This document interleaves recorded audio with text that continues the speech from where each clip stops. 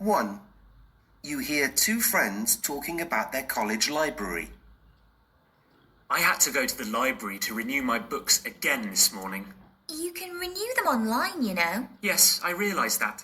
But after you've done that twice, you have to actually take them into the library if you want to renew them for a third time. Well, I guess the staff have to make sure you haven't lost them. Or stolen them.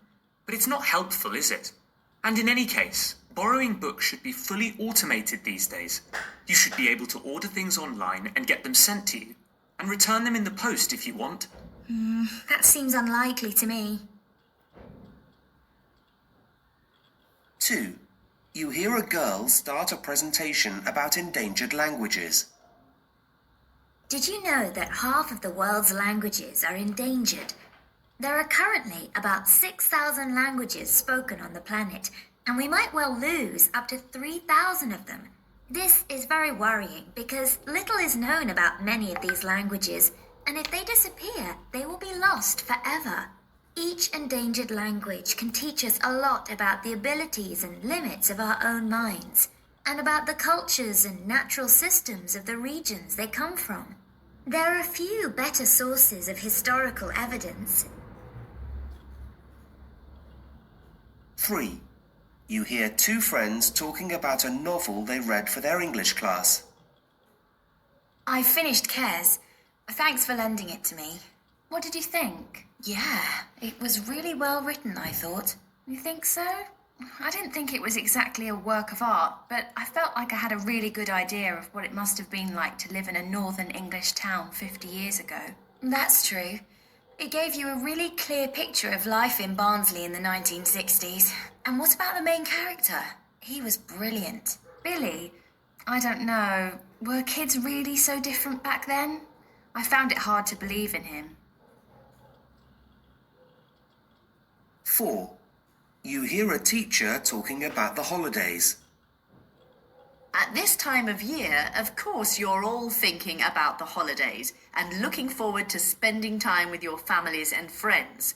By all means, relax and forget about your schoolwork and studying. That's what the holidays are for. But I do need to ask one thing of you.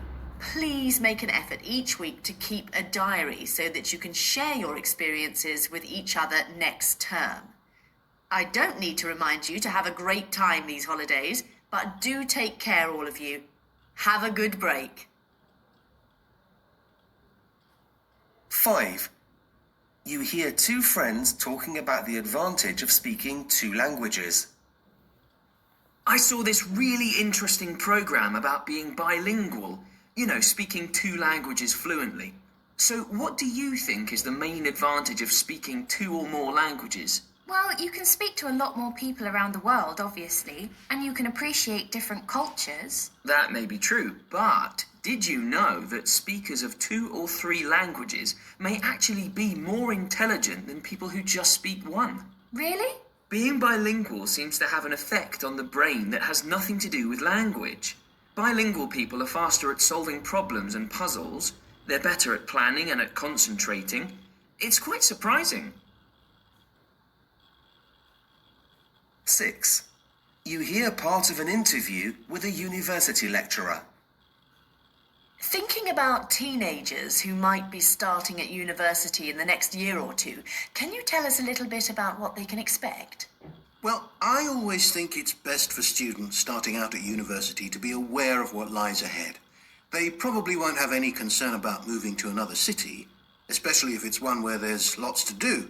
The biggest change is the amount of research that students are expected to do. Studying at school tends to be fairly classroom-based, whereas at university, even though students attend lectures, the vast majority of their time will be spent in libraries or sitting at their computer. 7. You overhear a conversation about a long-distance running race. So, have you been training for Saturday? Yes, I've been out every day after school, so I should be okay. I was a bit worried that my shoes were rubbing, but I bought some new socks and the shoes feel fine now. Imagine if I dropped out of the race just because of my shoes. That would be bad luck. So you're not too nervous then? Well, I wouldn't say that. Actually, I think I'm more bothered about the spectators than the actual race. I mean, all my friends and family will be there, cheering and stuff.